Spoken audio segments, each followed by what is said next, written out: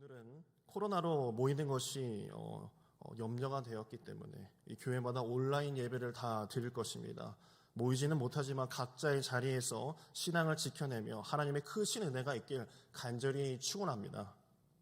공항에 보면 관제탑이 있습니다. 인천공항만 해도요, 이륙하고 착륙하는 비행기들이 40초에 한 대씩 이착륙을 한다고 합니다.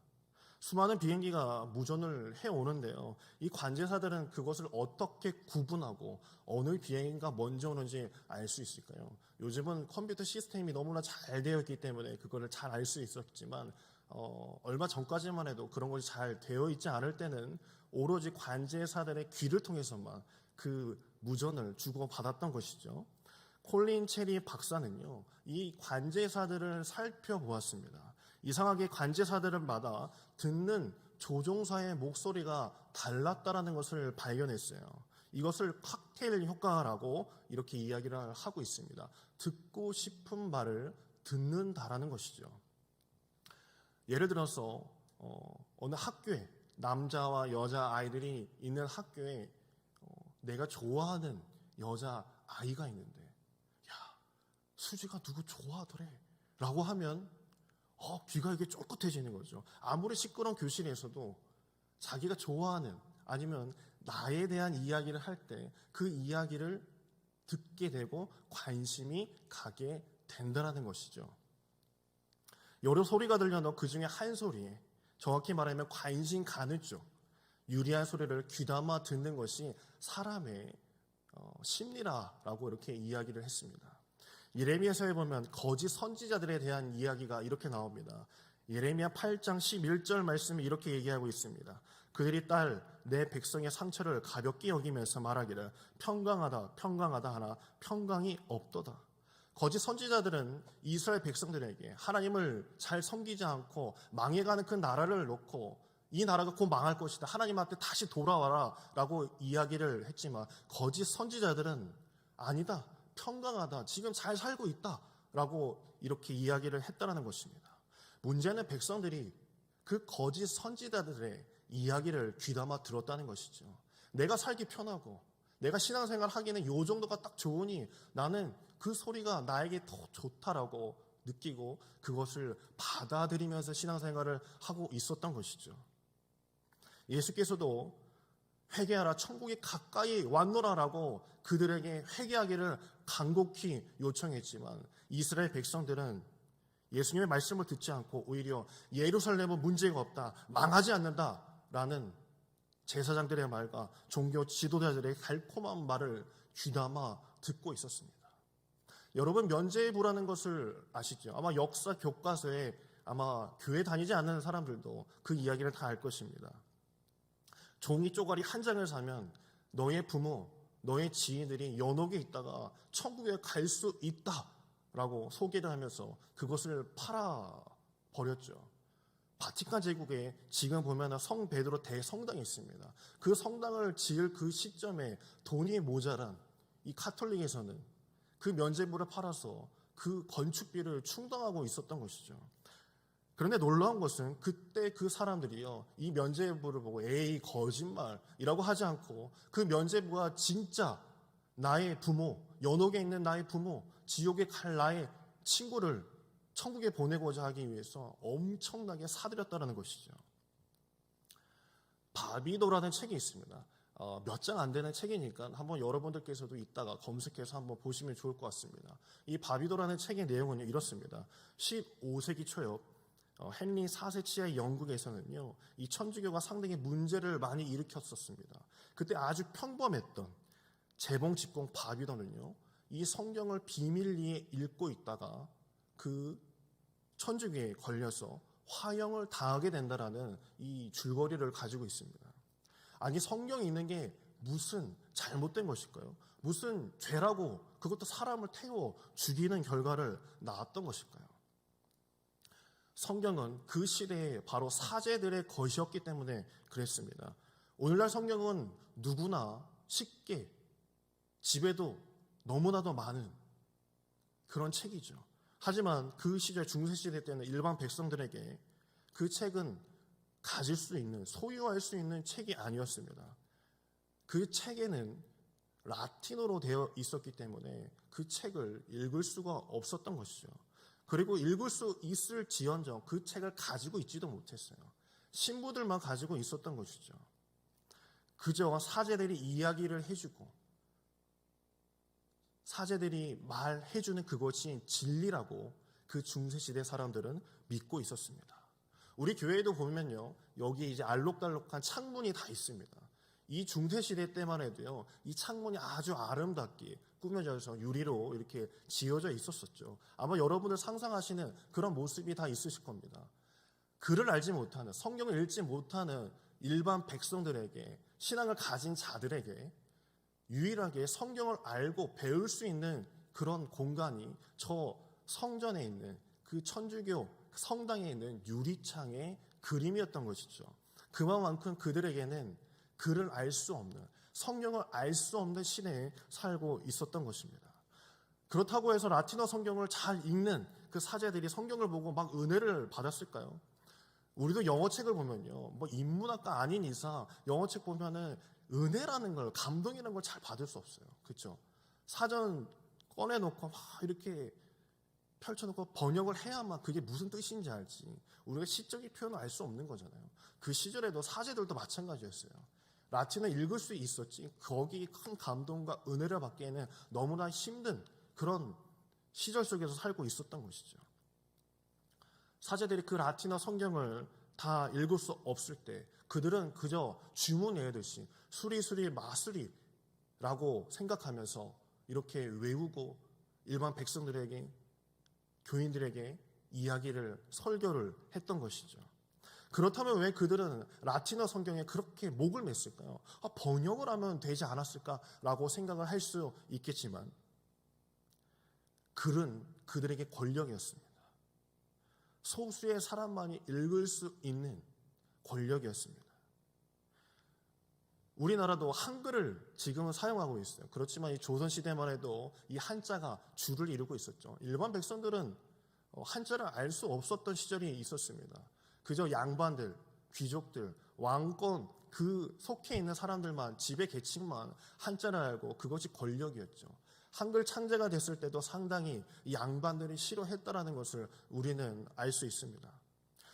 요즘 지구 온난화로 인해서요, 이 바다의 이 해수 온도가 올라간다라고 이렇게 이야기를 하고 있죠. 오징어도 잘 잡히지 않습니다. 이 남해안에는 양식장이 참 많죠. 갑자기 해수 온도가 높아지면요, 양식장이 망한다라고 합니다. 같이 몰려있는 그 양식장 안에 있는 이 물고기들이요, 온도가 올라가면 거기 안에서 견디지 못하고 다 폐사를 한다는 거죠. 그런데 살릴 수 있는 방법이 딱 하나 있다라고 합니다. 그것은 풀어주면 산다라는 것이죠. 풀어주면 산다고 합니다. 그런데 실제로 조사를 해보면 100개 중에, 양식장 100개 중에 실제로 풀어주는 양식장은 한두 개밖에 없다라는 것이죠. 풀어주기에는 아깝기 때문에 다 죽이는 것이라는 것이죠. 우리의 욕망이라는 것도 그렇습니다. 내가 조금 내려놓고 한다면 그것이 자유함을 얻을 수 있는 것인데, 종교 권력이 됐을 때 그것이 상당히 위험한 것이죠. 그 중세시대가 바로 그런 시대였습니다. 존 위클리프라는 영국의 종교 개혁자가 있습니다. 1382년도에 영어 성경을 번역했다가 화형을 당했습니다. 바비도 이야기가 상당히 비슷하죠. 그가 죽은 후에 31년이 지난 1415년도에 어떤 일이 벌어졌냐면, 종교회의, 콘스탄트 공회가 이루어졌을 때 그의 시신을 꺼내서 다시 한번 죽이라는 그런 명령을 내립니다. 아주 사람이 할 짓이 안 되는 그런 일을 벌려놓은 것이죠. 반면에 1517년 종교개혁, 우리가 다 아는 이 루터는요, 종교개혁을 이룬 사람입니다. 그는 성공했죠. 그도 마찬가지로요, 독일어 성경으로 번역을 하려고 할 때 이 카톨릭에 걸려서 화형에 처할 뻔했지만 다른 사람들이 구해줘서 그는 살아남게 되었습니다. 그리고 그는 반박문을 붙여놓고 종교개혁을 이루게 되는 사람이 되었죠. 우리가 생각해 볼 게 있어요. 1382년도에는 존 위클리프가 실패하고 화형을 당했고, 1517년도 루터는요, 종교개혁을 이뤄냈습니다. 그는 어떻게 살아남을 수 있었고 종교개혁을 이룰 수 있었을까요? 혹시 여러분 어릴 적 파나를 기억하시나요? 제가 이제 초등학교 다닐 때만 해도요, 이 검정색 고무판에다가 이 조각칼로 막 이렇게 그어가지고 이 파나, 먹물 같은 거 찍하고 이렇게 하얀색 도화지 같은 거 찍어내는 그런 거 아시죠? 그 시기에 발견된 발명품이 하나 있었는데 그것이 금속 활자였습니다. 1455년도, 그러니까 존 위클리프와 루터 그 기간 사이에 한 100년, 200년 그 사이에 금속 활자가 발명이 된 것입니다. 구텐베르크가 그것을 발견한 것이죠. 그리고 이제 독일어 성경을 번역한 사람들을 통해서 그 성경이 퍼지기 시작을 했어요. 우리 교회에서도 성경 필사를 하시는 분들이 계십니다. 그 성경 필사를 하게 되면은 짧게는 2년, 길게는 3년까지 쓰시는 분들이 계세요. 그런데 금속 활자를 이제 사용하게 되니 이제 3일이면 이제 성경 하나를 뚝딱뚝딱 이제 만들어내는 거예요. 지금까지 몇백 년 동안 성경을 알지 못하고 라틴어 성경을 알아볼 수 없었던 일반 신앙인들이 이제는 독일어 성경, 내가 읽을 수 있는 성경이 나오기 시작을 하면서부터 성경이 이렇게 이야기를 하고 있었구나, 하나님의 말씀이 무엇이구나 라는 것을 그들이 깨닫기 시작을 했다라는 것입니다. 그래서 그 성경을 읽은 그 루터와 그리고 많은 신앙인들이 화형당할 뻔한 그 루터를 구해내게 된 것이고 종교개혁을 이뤄낸 것입니다. 오늘 말씀의 내용에서도 마찬가지입니다. 성경에서 개혁을 하려고 했지만 대부분 왕들이 실패를 했죠. 그 중에 가장 큰 개혁, 성공한 사람이라고 하면 오늘 말씀의 요시야 왕입니다. 역대하 34장 3절의 말씀에 이렇게 이야기를 하고 있습니다.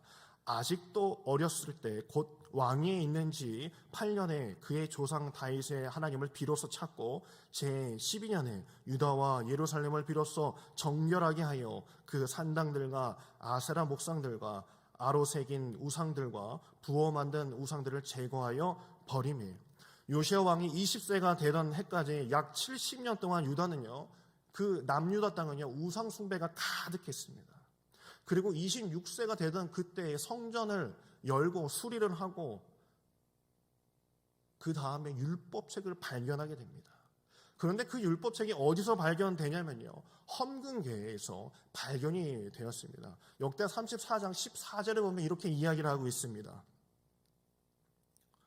무리가 여호와의 전에 헌금한 돈을 꺼낼 때 제사장 힐기야가 모세가 전한 여호와의 율법책을 발견하고 거의 100년 동안 율법책이 사라져 있었어요. 요시야 왕이 있었을 때만 해도 율법책 볼 수 없었습니다. 성경을 볼 수 없었어요. 그런데 그것을 발견하게 된 것이에요. 할아버지 므낫세 왕, 열왕기하 23장 12절에 보면요, 그 할아버지 므낫세 왕이 얼마나 하나님을 못 살게 구고 하나님한테서 떨어져 살았는지 성전을 다 폐쇄하고 무당집들을 곧 지방 성소마다 다 열어놓고 우상들을 다 섬기게 만들었습니다. 할아버지 므낫세 왕 때 성전을 폐쇄하는 그 시점에 쫓겨나가던 그 제사장들의 하나가 어쩌면 그 율법책, 이 마지막 율법책 하나님의 말씀을 헌금궤에다가 숨겨놓고 탈출을 한 것이죠. 그것을 이제 손자쯤 된 이 요시야, 100년이 흐른 그 요시야 왕이 성전을 수리하고 개혁을 이루어 갈 때 율법책을 발견하게 된 것입니다. 이 율법책을 발견한 이 요시야 왕은 충격을 받았어요. 내가 알고 있던 신앙의 모습이 전혀 달랐구나, 하나님의 말씀이 달랐구나라는 것을 그는 발견하게 된 것이죠. 열왕기하 22장 13절 말씀에 이렇게 이야기를 하고 있습니다. 끄트머리 이렇게 됩니다. 여호와께서 우리에게 내리신 진노가 크노라. 우리에게 주신 그 책의 내용을 우리가 보았더니 우리가 전혀 다르게 살았습니다. 주여, 우리에게 내릴 진노가 너무나 무섭습니다 하면서 요시야 왕은 옷을 찢고 주님 앞에 무릎을 꿇었다라고 성경에서는 말하고 있는 것이죠. 요시야 왕은 율법책을 알아버린 이상 더 이상 그렇게 살 수 없는 사람이 되었습니다. 요시야 왕의 이 개혁은요 아주 분명하고 광범위하게 이루어졌습니다. 지방에 세워졌던 산당들, 무당집들, 다 없애버리고 하나님의 성전을 다 수리하여서 재개장을 이뤄낸 것이죠. 성경은 요시아의 계획을요 이렇게 평가하고 있습니다. 하나님이 평가하신 것이죠. 열왕기하 23장 25절 말씀에 이렇게 이야기를 하고 있습니다.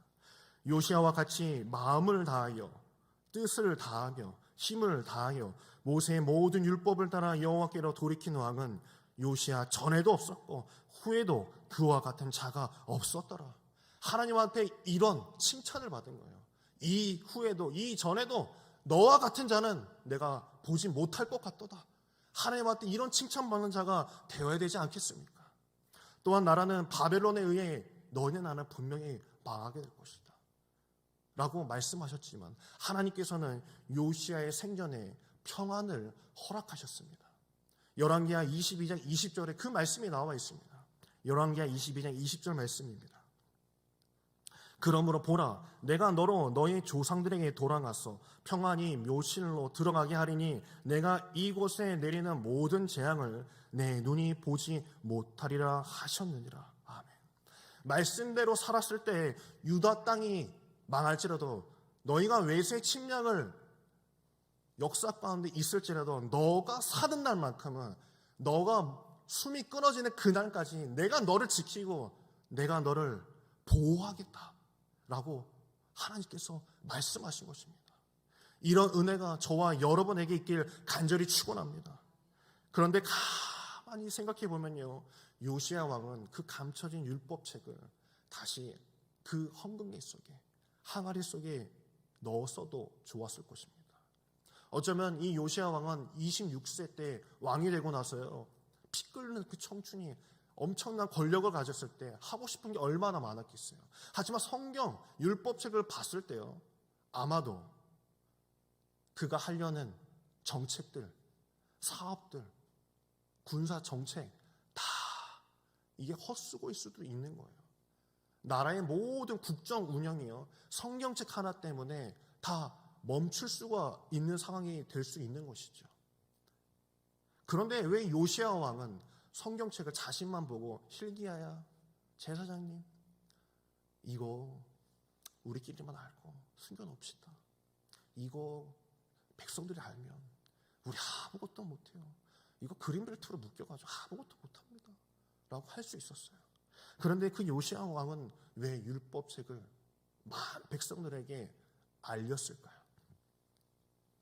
혹시 영화 감기라는 영화를 혹시 보신 적 있나요? 꽤 오래된 영화입니다.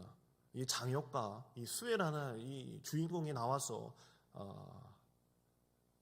장혁은 구조대원으로, 수혜는 이 질병 관련한 이 의사 역할을 하고 있었어요. 요즘 코로나 바이러스가 상당히 많이 나오고 있죠. 2,000명이 감염됐다라고 뉴스에서 봤는데요. 이 코로나 바이러스와 같은 전염병 영화입니다. 재난 영화인 거죠. 저희는 지금 코로나 바이러스가 치사율이 1%밖에 되지 않잖아요. 그런데 영화상에서는 치사율, 그냥 사망률이 100%예요. 그냥 기침 하나 해서 옆 사람이 걸리면 몇 시간 뒤에 피를 토하고 죽는 게 그 영화의 모습입니다. 마트에, 큰 대형 마트에 수혜와 이 장혁, 이 구조대원이 어쩌다가 거기에 갇히게 됐어요. 갑자기 봉쇄 정책을 펼치는 거예요. 어느 큰 도시를 완전 다 막아버리는 거죠. 그래서 이 마트에서 빠져나가지 않으면 그냥 거기서 꼼짝없이 피토하고 죽을 수밖에 없었어요. 그래서 장혁과 이 수혜는 도망을 칩니다. 그런데 이 마트 철문이 척척척척 내려올 때 간신히 탈출해서 도망치려고 했어요. 수혜는 질병본부 의사였던 것 같아요. 그래서 질병본부에서 헬기를 보내줄 테니까 그 헬기를 타고 빨리 와라. 너는 살 수 있다 라고 전화를 해준 거예요. 그래서 장혁을 데리고 이제 헬기를 타러 가려고 하는데 철문에서 아직 나오지 못한 시민들이 너무나도 많은 거예요. 내 아이 좀 데려가 주세요. 임산부도 나 좀 꺼내주세요. 나 좀 데려가 주세요. 뒤에서는 막 피를 토하고 있고 기침하고 있고 그런 상황에 장혁한테 이 수혜가 그럽니다. 빨리 가자고. 지금 헬기가 오고 있다고. 빨리 가자라고 이렇게 이야기했어요. 그런데 장혁은 아니요 안 돼요. 저 사람들 어떻게 해요? 구해야죠 라고 이야기를 하자 수혜가 이렇게 얘기합니다. 빨리 아니요. 저 사람들 아무도 당신이 구조대원인 거 몰라요. 왜 이렇게 미련해요? 당신 살아야 되는 거 아니에요? 라고 이렇게 이야기하자 구조대원이었던 장혁이 이렇게 이야기합니다. 아니에요. 저 사람들은 모를지라도요. 내가 알잖아요. 내가 구조대원인 거 내가 알잖아요. 중요한 것은 남들이 내가 하나님을 믿고 있다고 알기 때문에, 내가 교회 다니는 걸 알고 있다고 해서 내가 신앙생활을 하는 게 결코 아닙니다. 요시야는 하나님의 말씀을 발견하고서 모른 채 할 수 없었습니다. 우리도 똑같지 않습니까? 우린 교회를 다니면서 성경대로 살지 않을 때가 참 많습니다. 회식 자리에서도요, 술잔을 기울이면서 이거 못 받겠는데, 부장님, 저는 기독교인인데요, 저 이거 못 받습니다 라고 하는데 부장님이 슬쩍 그러죠. 야, 너만 집사냐? 나도 집사야. 받아 임마. 다 이렇게 사는 거 아니야? 라고 이야기하거든요. 요시야 왕은 남들이 보기 때문이 아니라 성경을 안 이상, 우리가 예수님을 안 이상, 구원을 받은 이상, 우리가 하나님의 말씀을 안 이상, 하나님이 보시기 때문에, 내가 하나님한테 구원받은 사람이기 때문에 십자가 앞에서 부끄럽지 않게 살길 간절히 축원합니다. 오늘 요시야 왕은 하나님의 그 율법책을 가지고 숨길 수도 있었지만, 하나님의 말씀을 본 이상, 내가 하나님의 말씀을 깨닫는 그 이상 나는 하나님의 말씀대로 살겠다라고 선포하고 오직 하나님의 예배만을 위하여서 그의 모든 전반적인 것을 뜯어고치고 그렇게 살아갔습니다. 그렇게 살아간 그에게 하나님께서는 말씀하셨죠. 아까 읽은 말씀입니다. 그러므로 보라, 내가 너로 너의 조상들에게 돌아가서 평안히 묘실로 들어가게 하리니 내가 이곳에 내리는 모든 재앙을 내 눈이 보지 못하리라 하셨느니라. 이 전에도 없었고 그 후에도 너와 같은 자가 없을 것이다 라고 주님께서 여러분에게 말씀하여 주실 줄 믿습니다. 오늘 이 말씀을 붙잡고 저와 여러분이 주님 앞에 기도했으면 좋겠습니다. 주여, 오늘 이 시간도 주여, 내가 하나님을 안 이상 지금 예배 자리에 함께 할 수 없지만 내가 있는 그 자리에서 정말 하나님의 말씀을 알고 있는 내가, 하나님께 은혜를 받은 내가, 구원받은 내가 주님 앞에 무릎 꿇겠습니다. 집일지라도, 내가 언제 어디서 무엇을 할지라도 하나님을 잊지 아니하고 내가 기도하는 자로 남겠습니다 라고 우리가 고백하며 주님 앞에 찬양하고 기도하기를 간절히 원합니다. 오늘 기도 제목 2가지 나누도록 하겠습니다. 우리 첫 번째로 코로나 바이러스 퇴치를 위해 감염된 분들을 치료하여 주시옵소서. 우리 두 번째로 사회가 활기를 찾고 경제가 회복되길 원하며 사순절을 금식하며 믿음 지켜나갈 수 있도록 하옵소서.